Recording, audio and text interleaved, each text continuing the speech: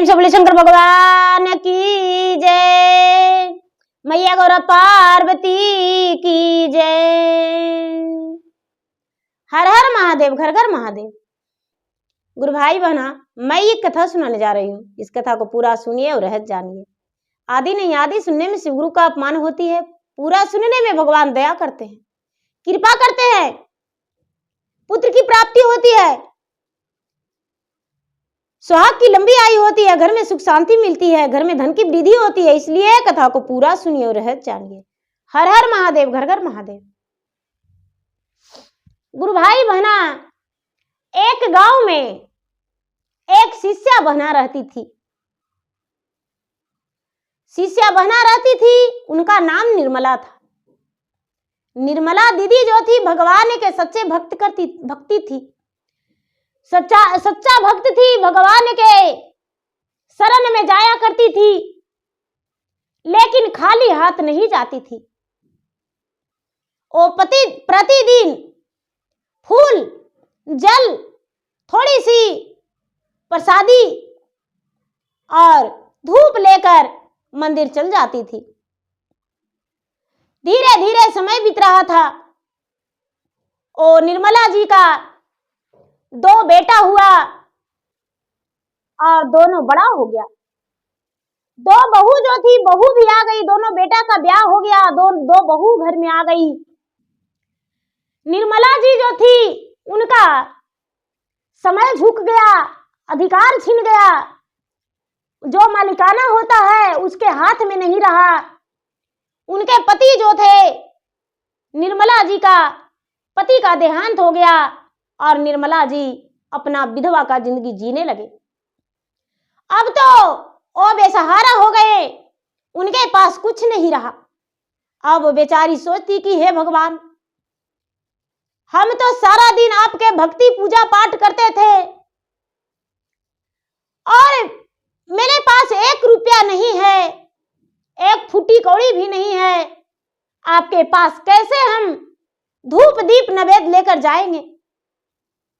निर्मला जी अपने बड़े बेटे से मांगे, बेटा बाजार जा रहा है? बेटा बोला, हाँ माँ, बाजार तो जा रहा हूं। बेटा 250 ग्राम मिश्री लेते आना। बेटा भगवान के मंदिर जाएंगे तो खाली हाथ कैसे जाएंगे। बड़ी बहू बाल खींचकर कहती है, बुढ़िया, अरे बड़ा पुजारी बन रही हो, तेरे पति तो देहांत हो गए पति का, तू तो विधवा हो गई। क्या विधवा स्त्री मंदिर जाती है, पूजा पाठ करती है? तुम्हें मंदिर अब नहीं जाना होगा। तू सच्चे मन से भगवान की भक्ति नहीं करती थी, इसीलिए तुम्हारे पति का देहांत हो गया। निर्मला जी रोने लगी,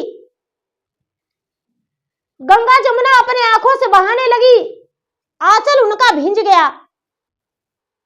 लेकिन बहू का ओठ थोड़ा सा भी नहीं मुरझाया, उसका मुंह चुप नहीं हुआ और डरती रह गई। बेटा चुपके से लाके 250 ग्राम मिश्री मां के हाथों में धरा दिया। मां बेचारी मंदिर जा रही थी, मंदिर जाते रह गई। 250 ग्राम जब मिश्री खत्म हो गया तो बेचारी सोचती है कि छोटे बेटा को कह के देखते हैं। एक दिन छोटे बेटा बाजार जा रहा था, कपड़ा पहनता देख निर्मला जी बोली, बेटा क्या बाजार जा रहा है? हाँ माँ, क्या बात है, बाजार जा रहे हैं? बेटा मेरे लिए 250 ग्राम मिश्री लेते आना, भगवान के मंदिर जाएंगे। बेटा खाली हाथ कैसे जाऊं? तुम्हारा बड़ा भैया जब बाजार गया था, मुझे कुछ प्रसादी लाकर दिया था, खत्म हो गया। छोटा बेटा बोला, ठीक है माँ, ला कर दे देंगे। छोटा बेटा भी ला कर दे दिया। अब तो धीरे धीरे वो भी खत्म हो गया। फिर से बड़ा बेटा को बोली तो बड़ा बेटा डांट दिया, अरे कहीं भी यात्रा पर जा रहे हैं, बड़ा प्रसादी जाप रही हो, मेरे पास पैसे नहीं, हम तुम्हारे लिए कोई प्रसादी लाकर नहीं देंगे। छोटा बेटा को भी बोली, छोटा बेटा भी डांट दी। अब निर्मला जी जोरों से रोने लगी। बहू जो थी चिल्लाने लगी जोर जोर से और कहने लगी, अरे बुढ़िया, तो मार मार के तुम्हारा पाँव हाथ बराबर कर देंगे। अब बेचारी निर्मला जी भी तो रो भी नहीं सकती थी किसी के सामने। अब अपने सीने में दबा ली हर बात को, मन ही मन सोचने लगी कि हे भगवान अब क्या करें, हे महादेव अब क्या करें। हे महादेव का परीक्षा था दीदी, या तो आगे या पीछे या बीचे, कभी ना कभी महादेव परीक्षा जरूर लेते हैं। आज सुख का जीवन दे देते हैं तो कभी एक दिन परीक्षा लेकर इतना गड्ढा में गिरा देंगे कि लोग असमर्थ हो जाता है। भगवान परीक्षा लेने के लिए भक्त के पास जब पहुंचते हैं तो भक्त जो है बुद्धिहीन हो जाते हैं, उसके पास बुद्धि कुछ भी नहीं रहता है, समझ में नहीं आता है कि क्या करे। नाव इस पार जाएगा या इस पार जाएगा या बीच धारा में डूबेगा। जैसा ही निर्मला जी जो थे उसे समझ में नहीं आ रहा था कि अब मैं क्या करूं। सवेरा हुआ तो अपने बेटा का जो पैंट खोला हुआ था, पैंट में हाथ डाली तो 1 रुपया का सिक्का मिल गया। और जब 1 रुपया का सिक्का मिल गया तो दुकान चल गई। दुकान जाकर और कुछ प्रसादी के लिए खरीद कर वो चल गई दुकान मंदिर। अब रोज क्या करती थी दीदी कि अपने बेटा के पैंट से या कुर्ते से 1 सिक्का प्रतिदिन निकाल लेती थी। या तो 1 का सिक्का मिल जाता, या तो 2 का या 5 का, जैसे भी सिक्का मिल जाता था वो निकाल लेती थी और निकाल कर दुकान से जाकर प्रसादी ले आती थी, कभी बड़े बेटे के पैकेट से कभी छोटे बेटे के पैकेट से। धीरे धीरे समय बीता तो एक दिन का बात है कि बड़ी बहू ने देख लिया अपने सास को अपने पति के सट से चोरी करते पैसे। बहू ये नहीं सोची कि सास कितना पैसा निकाली। उस दिन भी निर्मला जी का हाथ में सिर्फ 1 रुपया का सिक्का था, 1 रुपया का सिक्का था और वो 1 रुपया का सिक्का हाथ में ली थी। बड़ी बहू देखी, अरे बुढ़िया चोरनी, मेरा पति का सट से पैसे निकाल रही हो। तब तो सोचते हैं कि मेरे पति प्रतिदिन कमाई करके आते हैं और पैसे क्या हो जाता है, लेकिन पैसे से पता नहीं तू क्या करती हो, प्रतिदिन पैसे चुरा लेती हो। अब एक डंडे लेकर सास को दे दनादन पूरा मारने लगी। बुढ़िया जो थी तड़पने लगी, चिल्लाने लगी और बेटा बेटा कह के पुकारने लगी। बेटा आया, बोला माँ क्या हुआ, क्या हुआ। कहती है कि बेटा तुम्हारा सट से हम पैसे निकाले प्रसादी के लिए। गुस्से में बेटा बोला, अरे तुम्हें शर्म नहीं आता, हम दिन भर मेहनत करते हैं और तू पैसे चुरा लेती हो। तब तो मेरा कपड़े में पैसा नहीं रहता है पैकेट में। बेटा भी माँ के तरफदारी नहीं किया और नहीं तो अपने पत्नी को मारने से मना किया। पत्नी मार पीट के और एक चटाई में लिपट के जंगल में फेंक लाई। दोनों देवरानी और जेठानी दोनों मिलके चटाई में लपेट के और जंगल में फेंक लाई कि अब बुढ़िया मर गई। जब बेटा आया दीदी तो सांझ को पता चला कि मेरा मां मर गई। दोनों का पत्नी अपने अपने पति से कहती है कि ए जी आपको मां बड़ी टुनकी थी जी, ज्यादा नहीं मारे, लगता है 2-4-10 डंडा दिए और उसका प्राण निकल गया, मर गई। बड़ा बेटा बोलता है चलो अच्छा हुआ है, क्रिया कर्मठ कर देंगे। दीदी जो बेटा था दोनों थोड़ा सा भी आंखों नहीं मिटमिटाया, अपने पत्नी को एक बार नहीं बोला कि तू मेरा माँ को मार दिया और मुझे कह रही हो मेरा आपकी माँ जो थी बड़ी कमजोर थी, टुनकी थी, मर गई। अब दोनों क्रिया कर्मठ की तैयारी करने लगा दीदी। अब देखिए आगे आगे होता है क्या है, क्रिया कर्मठ करके ब्राह्मण को जमा के और तैयार हो गया। अपना माँ के क्रिया कर्मठ कर दिया। अब हुआ क्या होता है दीदी कि जब दोनों बहू मिलकर फेंक दी तो शंकर भगवान और पार्वती दोनों जो थे दोनों जंगल में घूम रहे थे। सुंदर सुंदर फूल खिला हुआ था, वो फूल को सुगंध ले रहे थे मैया पार्वती, और नीचे नहीं देखे और चटाई में बज गया पाँव माता पार्वती के। चटाई में जब बजा तो बुढ़िया का प्राण तो निकला नहीं था, बुढ़िया कुहर रही थी। तो बेचारी हाँ, हे महादेव, हे महादेव, क्या कर्तव्य किए जो इतना बुरा हाल मुझे हुआ। हे महादेव, आपके लिए मुझे इतना दुख सहना पड़ा। चरनियों बने, चटनियों बने, पिटाइबो किए, बहु फेंकू दिया। अरे मारे के मारा तो ठीक है किया, लेकिन जंगल में फेंक दिया। महादेव कहाँ जाए, वो बेचारी रट लगा रही है। पार्वती कहते हैं कि हे महादेव जी, ये क्या सुन रहे हैं? देखिए तो रात का समय है और हम निकले थे घूमने को लिए, लेकिन ये क्या सुनने का मिल रहा है बताइए। ये बुढ़िया जो है कहती है महादेव जी क्या करवा दिए, अब हम कहाँ जाए, मेरा शरीर जो है बाघ सियार नोच नोच के खाएगा। तो ये सच्चे बात है, इसका शरीर बाघ सियार नोच नोच के खाएगा। तो बुढ़िया जो है बुढ़िया के जंगल में रहेगी, बताइए। इसका बहू मार के हाथ को तोड़ दी है। महादेव जी कहते हैं कि तो क्या करे पार्वती, बताइए, सब तो इसी प्रकार करेगा तो कितना हम सबके देते रहेंगे। तो पार्वती कहते हैं महादेव जी, तो मृता भुवन बनाए हैं किस लिए? आपका जो नाम जपता है तो वो जप रहा है तो आपको तो मदद करने पड़ेगा। आप अपना नाम बड़ा कहलाते हैं, आप देवादिदेव महादेव तीन लोक का मालिक कहलाते हैं। तो बताइए बुढ़िया की मदद कौन करेगा? बुढ़िया के मार पीट के फेंक दी है। महादेव जी कहते हैं कि तो मार के फेंकेगी नहीं, बुढ़िया चोरनी थी।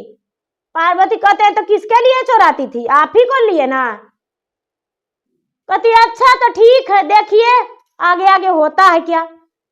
पार्वती कहते हैं वो सब हम कुछ नहीं जानते हैं, बुढ़िया के दीजिए। तो बुढ़िया के देंगे तो बुढ़िया क्या करेगी? कहते हैं कि अच्छा बुढ़िया क्या करेगी, बुढ़िया के नहीं दीजिएगा तो हम यहां से जाइबे नहीं करेंगे। बाप रे, बुढ़िया इतना चिल्ला रही है, माँ बाप चिल्ला रही है, इसका देखिए तो पूरा बदन काला हो गया है, बहू मारी है जे। और उसके बाद खाली महादेव तैयो महादेव महादेव रट रही है। नहीं महादेव जी हम नहीं जाएंगे ऐसे। पार्वती को शंकर भगवान बड़ी दुलारे मलारे बड़ी फुसलाए, लेकिन पार्वती जाने को लिए तैयार नहीं हुए। स्त्री की जाति सब कोई जानते हैं भैया की हठी होती है, हट कर दिया कि नहीं जाएंगे। अब उनको तो मनाने के लिए शंकर भगवान वहां मोहित हो गए। कहते हैं ठीक है, देखिए शंकर भगवान अपना झोलिया से भभूत निकाले और बड़ी दूर तक छीट दिए, बड़ी दूर तक छीट दिए और बुढ़ियों पर छिड़क दिए। बुढ़िया का तो हड्डा गड्ढा शरीर हो गया और बुढ़िया के शरीर में ताकत हो गया। 80 बरस की बुढ़िया थी, एक भी बाल काला नहीं था, सब बाल पका हुआ था।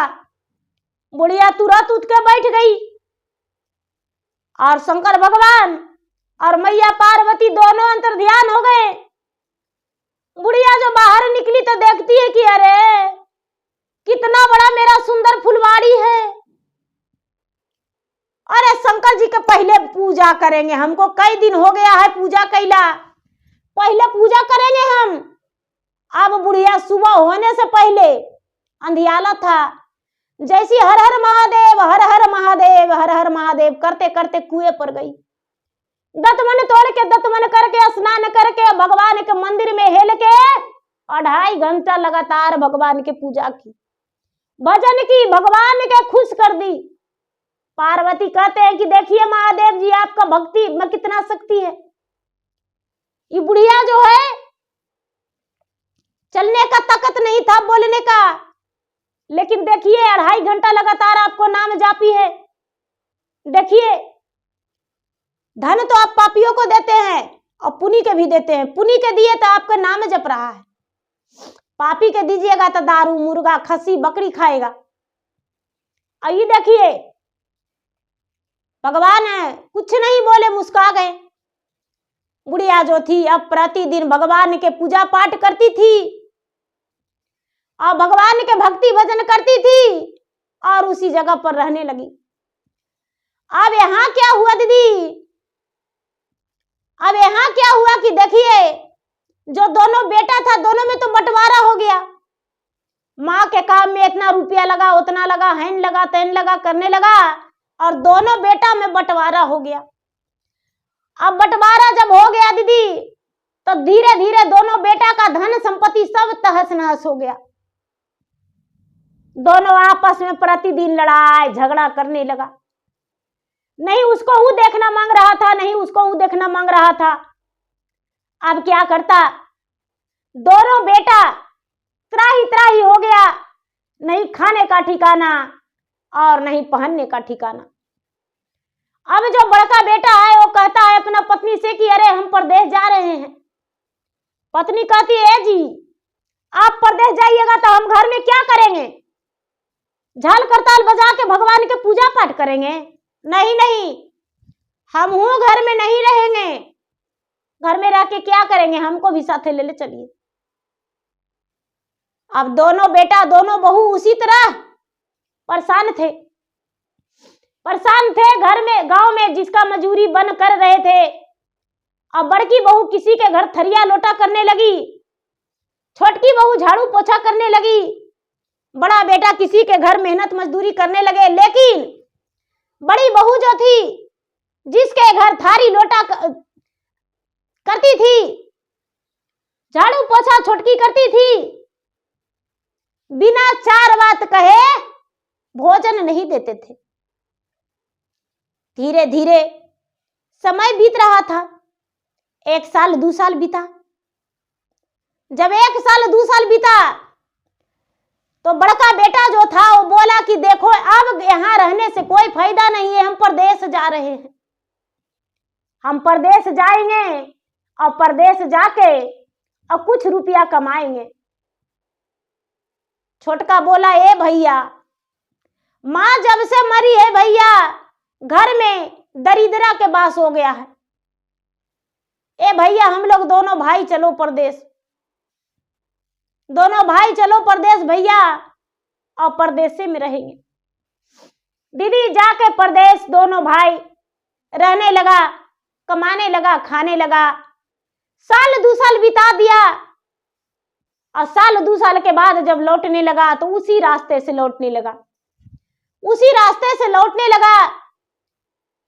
लौटते लौटते दोनों का प्यास लग गया तो माँ के पास गया पानी पीने, तो देखता है अरे मेरा माँ है। कहता ए भैया माँ है? अरे हाँ माँ तो मर गई थी। जाके माँ के बोला है माँ बताओ हम क्या कसूर किए थे जो तू घर छोड़ दी, आई जंगल में आके ऐसो आराम के जिंदगी बिता रही हो। माँ कहती है अरे बेटा तुम लोग बेशरम है रे, 1 रुपया के कारण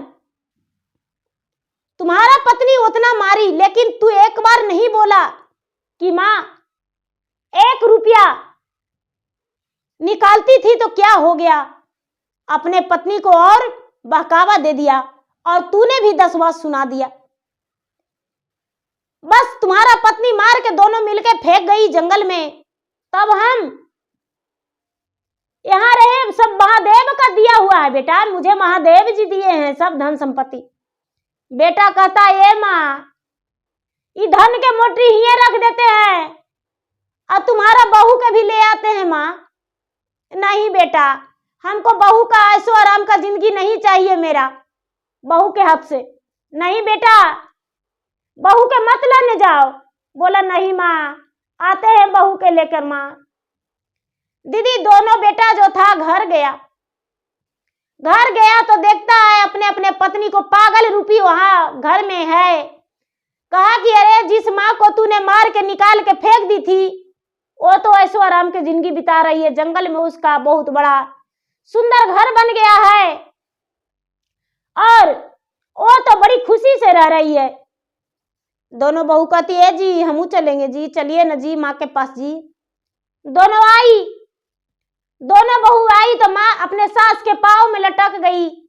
माँ जी मुझे क्षमा कर दीजिए माँ जी, हम बहुत बड़ा गलती किए, हम आपके पास रहेंगे। अब दीदी दोनों रहने लगी तो जो बुढ़िया के पास गहना गुड़िया था वो कुछ बड़की रख के कहती है कि ए छोटकी ई गहना हमको बहुत अच्छा लगता है, ये वाला रख लेंगे, ये वाला तुमको हिस्सा नहीं देंगे। छोटकी कहती है कि ए दीदी ये वाला गहना हम रखेंगे। महादेव के कृपा से दीदी बोरा भरा हुआ था गहना गुड़िया के इतना धन था कि दोनों के लग रहा था कि हम तो बहुत बड़ा सेठ साहूकार बन गए। वो अपना रही है। धीरे धीरे साल 2 बरस बीता। जब साल 2 बरस बीता दीदी तो बुढ़िया का प्राण पखेरु पिंजरा से तोड़कर निकल गया। बुढ़िया के प्राण पखेरु पिंजरा तोड़ के जब निकल गया दीदी तो बुढ़िया के आत्मा के निकल जाने के बाद दोनों बेटा देखा कि अरे मेरा माँ मर गई। दोनों बेटा कुछ लोग के बुला के अपने बच्चे के साथ बुढ़िया के अग्नि संस्कार करने गए और जाके नदी में अग्नि संस्कार करके घर वापस लौटते हैं वही जंगल में। तो बिल्कुल जंगल पहाड़ी पत्थर था। जिस जगह पे बुढ़िया के चटाई में लपेट के दोनों गोतनी फेंकी थी वो चटाई वही पड़ा हुआ है। बुढ़िया जो साड़ी पहनी थी वो भी वही रखा हुआ है और वही ईंट पहाड़ पत्थर जंगल पहले की तरह दीदी जितना बुढ़िया के धन संपत्ति था महादेव का एक माया रचा हुआ था। अब दोनों बहू और उनके बच्चे सर पीटने लगे, सीना ठोकने लगे कि हे भगवान, हे महादेव, आपका माया का बाजार में हम आकर फंस गए।